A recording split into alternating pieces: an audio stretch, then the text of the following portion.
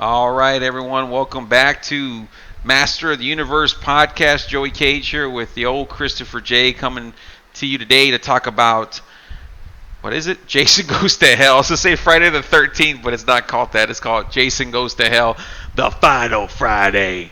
So, CJ, dude, we're not going to make this a long-ass review because for some reason, I guess we'll talk about it, this one and Jason X weren't really a go-to for us, dude. You want to talk about that? You want to tell the people how you feel? Well, I don't think anything is worse than Jason X. I think if they made a movie where they're just showing some guy sitting on the toilet, that's probably better than Jason X. But this one isn't too much. This one's not a whole lot better, though, to be honest with you. Well, I popped at the end, and we'll get into that later. But yeah, I believe also this is the first one that's New Line Cinema was the production company for it. They were, yeah. There was a lot of bullshit going on. I mean, we don't know the exact specifics. And to be honest with you folks, we actually already did this review, but the file got corrupted, so we're going to have to talk about it again. So we're really pissed off. You want to know a funny-ass story, dude?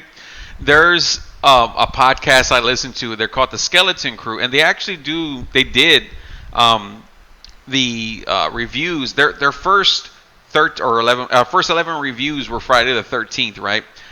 And each review was like 30, 45 minutes, which is typical when, like, from what I've seen, like, as far as trends with podcasts, they usually start off kind of shorter ones, and then they get long, like, they get their groove, and they start adding shit. But with this one, it was pretty funny because, like, all the reviews were like 40, 45 minutes, right? And then the Jason Goes to Hell review was 15 minutes. And rightfully so. And then Jason X should be about 10. Yeah. Like, honestly, dude, I don't know how we got a review as long as we did for Jason X, but we'll talk about Jason Goes to Hell just because you can't do a franchise review without including every single film. I will say that a lot of people shit on Jason Goes to Hell, rightfully so, but I will say this, dude, like, it is miles above, way better than Jason X. I know people, like, they say, oh, Jason's cool and the kills are cool, which you're like, yeah. But, I mean, at least Jason Goes to Hell feels like a horror movie, right? It does. It's like, I think it's stupid. I think the guy that wrote the script or the director or whatever he is, one of those dudes, I didn't do a ton of research because, again, I didn't give a fuck about the film. The dude was like 20-something fucking years old when he wrote this film, which is like crazy. I think it's Adam Marcus.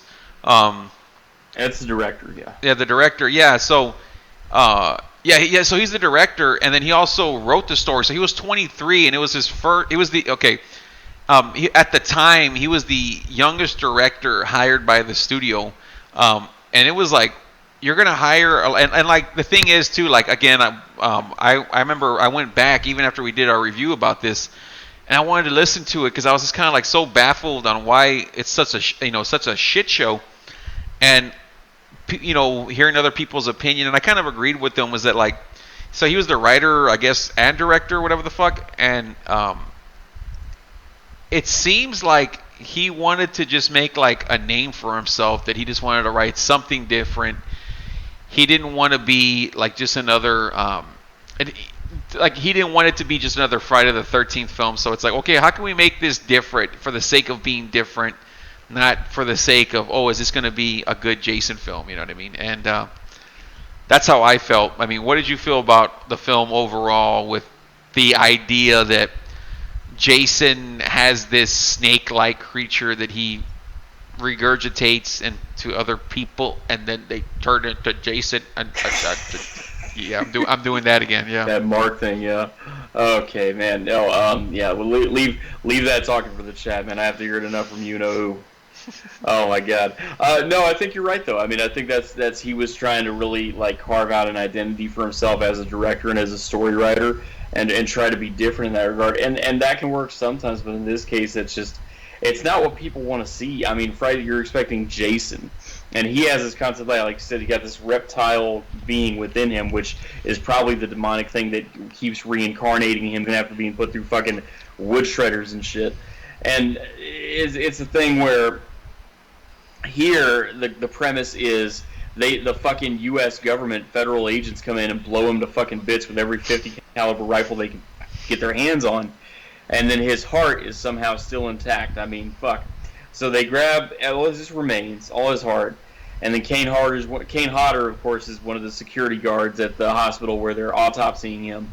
And of course, the most charismatic guy they can have in this fucking movie is fucking Richard Gant. You know, George Washington Duke. Yeah, we were laughing about that. He was there was another Duke, but it was Creighton Duke, and he should have been, Creighton Duke. Can you imagine if George Washington Duke would have been playing Creighton Duke? Dude, he's all like, first of all, if you want to kill Jason, first of all, you got to get Tommy Gunn. He starts cutting the promo, dude. But so he's like the coroner or whatever the fuck, and he's the one like. He's my professional opinion, he's deader than shit. Like, even with these little, like, small-ass role, like, he makes it pretty memorable, But a lot like, because we're doing this we're doing this review again. We saw the remake and get to kind of, like, go back and forth with it. It's kind of like the 2009 remake where, like, the most exciting part just about is the beginning of the film where, like, the girl's being, like, stalked by Jason and, like, a fine-ass fucking chick, FBI agent. Chick, and she runs outside. Jason follows her, and she gets blown to shit. And you're like, I started laughing because someone again, like I always go to the well for reviews, and they're like, this is how Jason Goes to Hell should have ended. And then like when it has that explosion, and his head, like you just see the head fly off, and it just dun dun dun dun dun dun, and it shows the credits. And I was like, like after that, I mean. That's like the biggest pop of the film is like him. Like that would have been a good ending, right? Like think about that. Like he goes out there and like we don't know it as an audience, but like the FBI's there and everyone just blows him the fuck away, And he would have been like, what? Finally, everyone found out that Jason's real, and they blew him apart. But it starts off like that, So it's kind of like, okay, well, where do we go from here? Like, what's gonna be bigger than us blowing the fucking dog shit out of fucking Jason? You know what I mean? Like. And then they do that. Yeah, that's exciting. That's big. That's a big event. I popped, of course, seeing George Washington Duke, even though he's in the wrong role. Then just for some reason he gets possessed. He eats his fucking heart, and then we don't know that this is what's happened, but this is what we'll later find out. This is what happened. He has now become Jason. The spirit of Jason is now taking over mortal men's bodies. And if you ever had a black Jason, 25 years ago, fucking Richard Gant would have been a great guy to play him because he's a big, tall dude, and that kind of build, and he's the kind of guy, like, if he stood in a door frame, you see him there, like, fuck. But, yeah, and you don't find out till later that what's happening is he gets in a human body, it starts decaying after a day, he has to get into another host body. Yeah. This film actually has, like, the most, I don't know if it's the most deaths, but I know it's like 27-ish.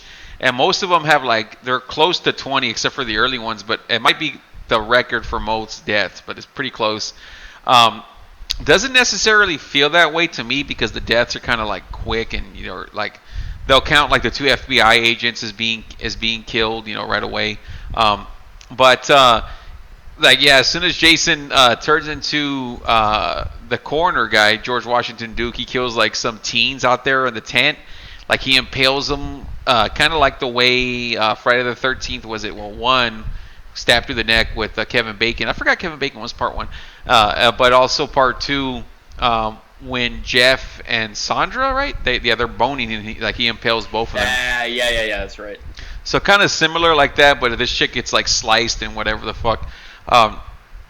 This film was like a lot. I don't know which version you got to see or whatever the fuck, but I know it's like I think we saw the one that's heavily edited when we did see it, but it was supposed to be from what I saw like online. Besides what we saw, like I said, it was brutal, but I guess a lot of us didn't get to see that cut or whatever. Yeah, I mean, I'm not gonna go scene through scene because it's just kind of very unmemorable. I remember the people in the diner, the people that are making. You remember the people making the Jason hamburger patties? Why would they make that if it's gonna be covered by bread and shit? I know, and it's just like that's dumb, and it's kind of like it's ridiculous. But more ridiculous is this Creighton Duke character. Besides the fact that the wrong. Let's talk about him. I mean, besides the fact that the wrong actor played him, it's also a thing that like Okay, so this wannabe working fake Inside Edition extra, a current affair, interviews him, and he's got this cowboy Native American getup that he's wearing. It looks kind of weird on him. And then he's talking about that he knows how to kill Jason, and they think they know what they're doing, but they don't. Okay, why are you the expert on Jason Voorhees? Like, what have you done vis-a-vis him that makes you so knowledgeable? Exactly. They don't explain it at all. It's just we're told this is the Jason expert, but why? You know what I mean? Like, he's just not like, and like the stupid shit that he says gives him no credibility. First of all, like, we had laughed about it the last time. Like, when I say Jason Voorhees, what do you think or whatever? Some shit like that. He's like, I think about a little girl, a schoolgirl in a little pink dress trying to put a hot dog through a donut hole, and you're like, what the fuck is this guy talking about? You know what I mean? Like, okay, what does that analogy mean? I mean, I don't know. Hey, Joey Cage. Hey, when I think of Francis Ngannou, in the UFC, I think of a scared little girl punk bitch. It's like what? It's like, okay, we're talking about a guy that's like mass murdering people. You need all these special ways to kill him, and you're saying he's putting a donut through or a hot dog through a donut. I'm like, what the fuck? And like, it just absolutely makes no fucking sense. So I'm like thinking, like, how am I supposed to take this character seriously? He's supposed to be like the Indiana Jones and shit or whatever the fuck of the film, but I'm not buying it. But you do buy me saying that Francis Ngannou is a punk bitch and I can whip his ass. You do believe that, right? Oh, for sure, dude. That's one thing I do believe. I'm trying to go back, trying to get my train of thought going, but it's like Creighton Duke, starts talking about, I could tell you how to kill Jason, and then we fast forward, since we're talking about him anyway. He's there helping out Steven, who's our main character that kind of sucks.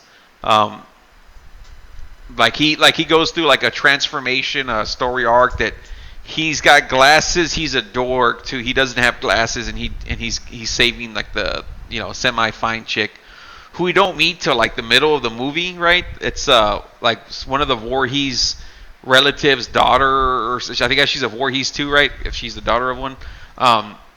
And it's like just all over the place. Like you're just like, we meet this person. Now this person meets this person. Now this person meets this person. Now this person, and that's like how the whole film is. What's it called? Creighton Duke's supposed to be like the Jason expert, and he gets killed like as soon as he confronts Jason. If you remember the ending, Yeah, it's like I don't know. It just. This film was. I mean, do you have anything to say about it? And this I do. And this, I didn't want to cut you off because you can cut me off all you want with Jason Goes to Hell, dude. Okay, well I'll just say here first of all. So we get Steve Freeman, this guy that looks like the ECW announcer Joey Styles, especially those circle ass glasses and shit, And he's there, and we're gonna later find out that he's the father of this daughter who is. Somehow blood related to Jason Voorhees, as a cousin or some shit.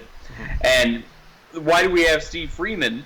Is because we don't have Tommy Jarvis. And why do we not have Tommy Jarvis? Because the right deal wasn't cut to get the rights to that. I didn't even know there had to be rights to a character, Tommy Jarvis, but apparently there was, and they didn't get it, so they have to make this half-ass substitute. And Tommy Jarvis, by the way, was very half-assedly handled by the prior studio. Let's just be clear on that. Now, all these kills are piling up, and Steve Freeman, I think he's got a mother-in-law that works at the diner, and his wife is, or not his wife, but he's not married to the mother of his baby, and then she's getting with a current affair wannabe host and all this shit. Just so much dumb bullshit going on that is inconsequential. There's no consequence to the fact that she's with this wannabe a current affair reporter. There's no consequence to the fact of Steve Freeman being married or not being married to the mother of his daughter. There's not, nothing, there's not a reason for everything within the story of this movie. Doesn't that current affair guy bring her body back to the house or some shit like that? Because he wants to be the one that finds it, or it's some weird, the whole movie is fucking ridiculous. So it's just, Like, it's just so many storylines, and they're doing this because that. There's not like a clear path on what's going on. It's not just Jason's killing people. It's Jason needs to do this, but then this guy's gonna. It's just like I'm fucking confused, dude. From beginning to end with this film.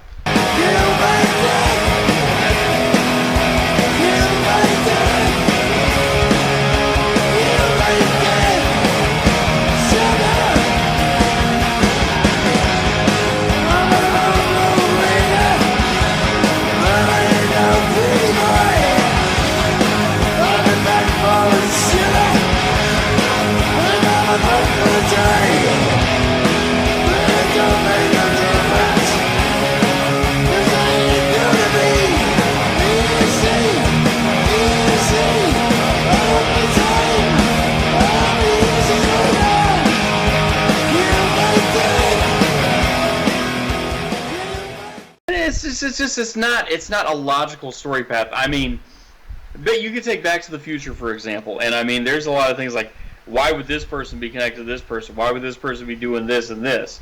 All that. I mean, there's so many questions you could ask like that, but it's such a good story and such good acting that you forgive all that and you're intrigued and you stick with it. There's no forgiving elements in this where you're just intrigued by the story and you're following it regardless of some of how it's preposterous on its face. Back to the Future has that factor in it. This does not. Yeah, I mean, typically, when, like you like to say it, but you're like, I want to see where this is going, right? You're like, okay, I'm interested. Where's this gonna go? You want to see, how this is gonna end and how it's gonna end that way. But this film, it never got me to say, okay, well, let's see what happens. Like, no, it's just, I mean, Jason's a coroner. You're like, okay, I want to go follow. Even though George Washington do Richard Gantz over like a son of a bitch, I don't want to watch a Friday the 13th film and see Richard Gant killing people. You know what I mean?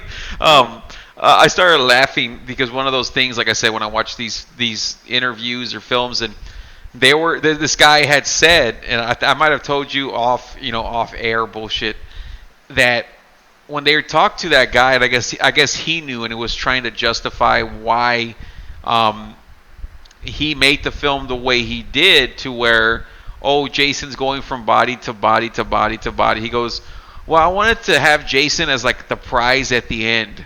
Like, Jason's the prize that, it's like, okay, you've made it to the end. Now here's Jason. And the guy that I was listening to, I started laughing and I popped when he said, he goes, Jason's like, that's why I put on a Friday the 13th film to see Jason. If I don't want to see Jason, I'm going to watch something else. So for you to tell me that, you're going to get Jason as a prize at the end, it's like, well, no, motherfucker. When I want to see Jason, I put on a Friday the 13th or a Jason film. I don't put on a film just so I can see him at the very end. I said, yeah. I mean, exactly, yeah. I was like, why the fuck would you take the film's selling point and hide them the whole okay, like now you're just pissing people off, you know what I mean?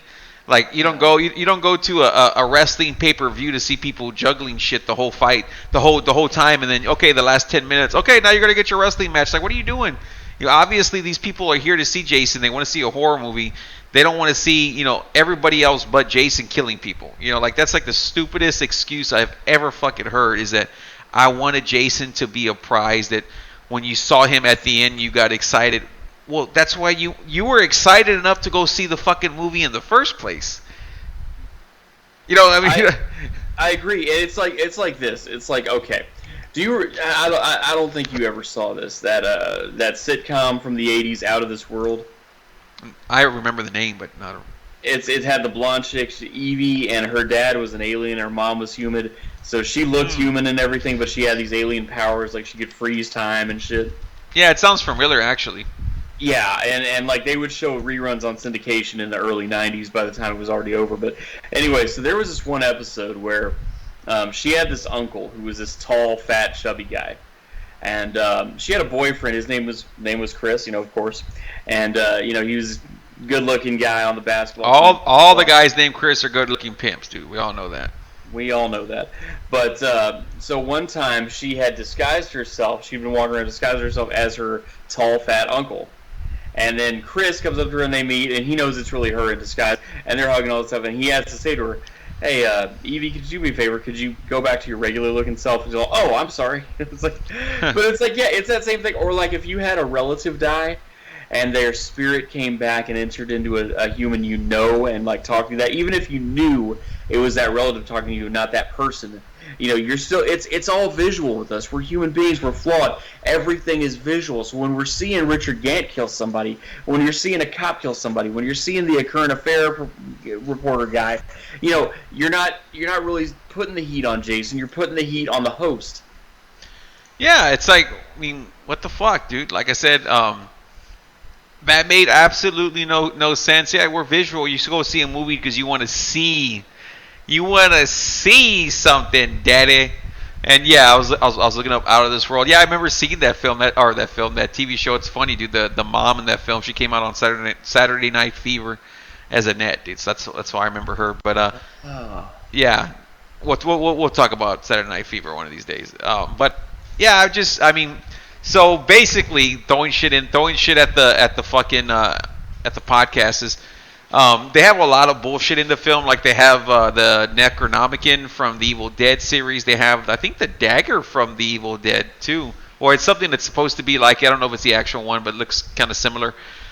And they end up stabbing Jason. You know, we'll talk about the film more, but they stab Jason, and like all the souls come out of him. He looks all retarded. He's looking up at the air, like his head's like expanding beyond his mask. He looks all fucked up, and then we just see. I remember watching it as a kid and seeing the mask on the dirt, and I had heard about it from people like in school. You know, when you would talk about stuff at school with your friends, and you couldn't just check on the internet or YouTube for shit, and they were like, "No, dude, at the end of the film, Jason or Freddy pulls Jason's mask, you know, or pulls They go like Jason, they pull Jason to hell," and I'm like thinking like, "Oh, Jason's gonna get pulled to hell," but it's his mask, and yeah, you see the Freddy, you know, glove pull him, but I started laughing. I'm like, they couldn't even have the real Freddy or Robert Englund do the laugh, like, because you could hear it's all stock generic, like, I'm like, it's New Line Cinema. Y'all couldn't go the extra mile and say, hey, Robert, or take it from one of your films and do the real Freddy laugh, you know,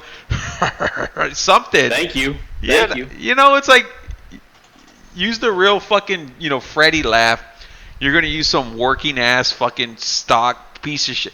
Like, as if this film couldn't get any more dumber, like Dumb and Dumber. It's like they had to throw some bullshit like that. Like little things like that make all the difference, at least to me as a fan of both Freddy and Jason, you know? Yes, I agree. And let me just say, because it just literally, you made me remember now. Something I had said on our original version of this podcast that got corrupted. So, how many people went to the movie theater, and you just look at the numbers here. The budget on this film, on this piece of garbage rather, not a film but a piece of garbage, was $3 million. Yeah. Now, at the box office, it did $15.9 million. Yeah. Okay? Now, how many people went to the theater to see this film thinking, no, Jason goes to hell, so it must be about him, you know, finally dying once for all, going to hell, navigating his way through hell and killing demons in hell, or maybe even being the devil's number 2 in command, or some shit like that. Something having to do with being in hell. Not waiting until the very end of the movie where some other horror character that has no interaction with him ever drags him into the ground. Mm-hmm. Yeah, How many people? Yeah. I remember you talking about that. I think now that it's like, well, you could go back if you do this, and it's like, yeah, that would have been like, if like, let's just say Jason has an upgrade now, like the way they try to do in Jason X, that like, well, now he is like indestructible for the most part, you know what I mean? Like the devil, like in that devil voice, like, go back, you know, whatever, only if you take the souls of these men, you know, like whatever, you know, and you have him like resurrected in a way because he went to hell, you know, which is like kind of like a play that, oh, when Jesus dies, he comes back. Well, when Jason dies, he comes back too, or something like that. Like, you know what I mean? Like something like over the top that like the devil won't let him die.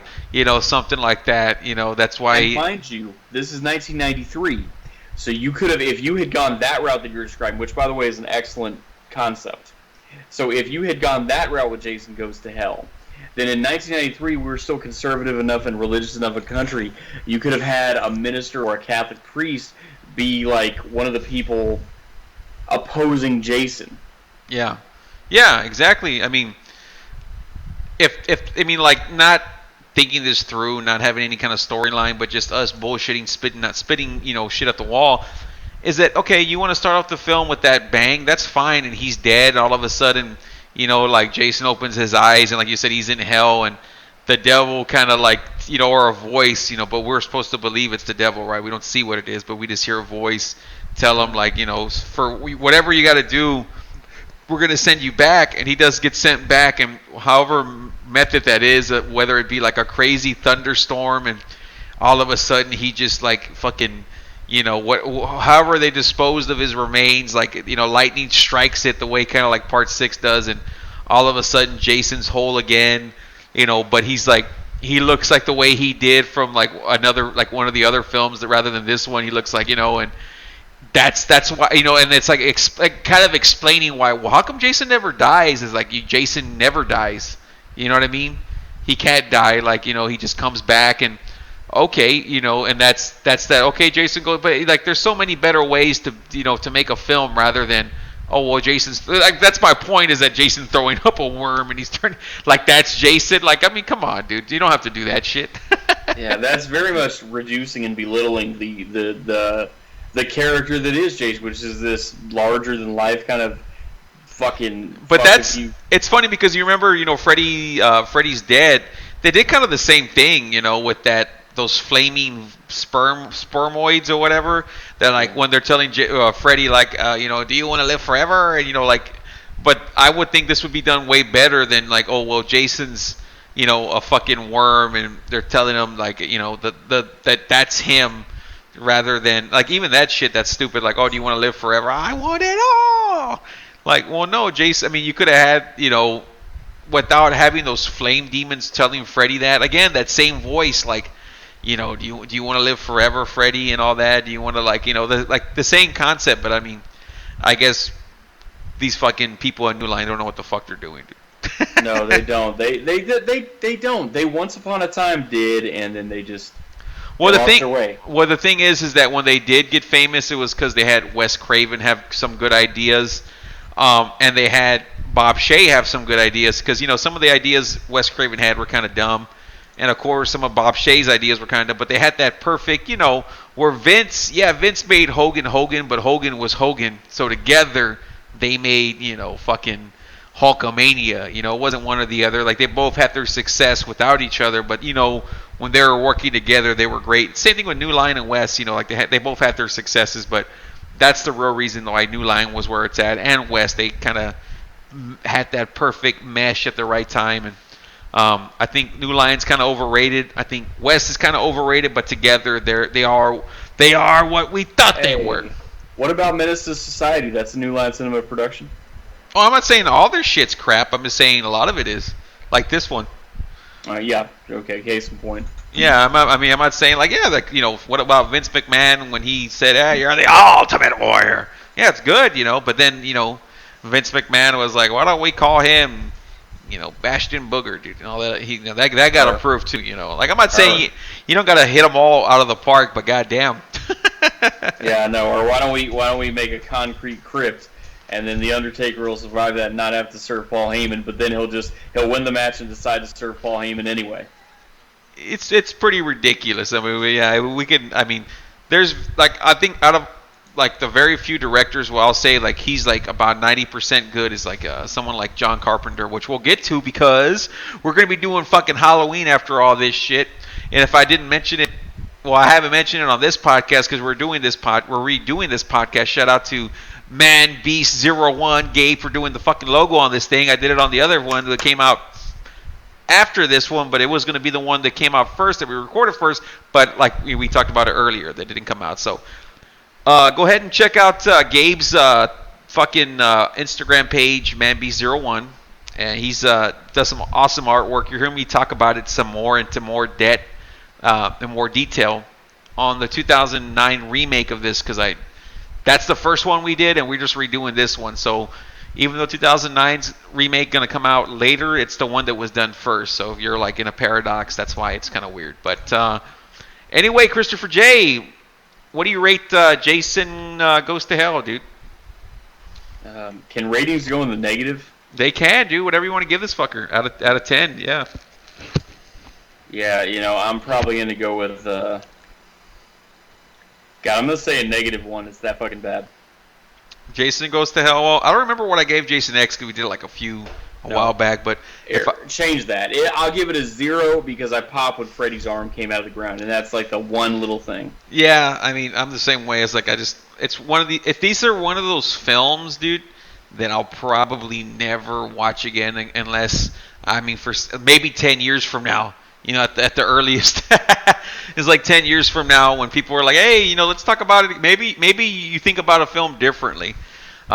Is when I'll watch Jason Goes to, like, I'll never watch Jason Goes to Hell or Jason X again, dude. Those are those films where, no, I'd rather watch any other movie, dude. So anyway, hope you guys liked our we had to go through this fucking shit twice. We had to talk about this shit twice. So you guys better leave a like on YouTube. If you're watching us or checking us out on iTunes, check us out on YouTube, Podbean, all that shit. Hope you enjoyed it, and we'll see y'all on the next one. Peace.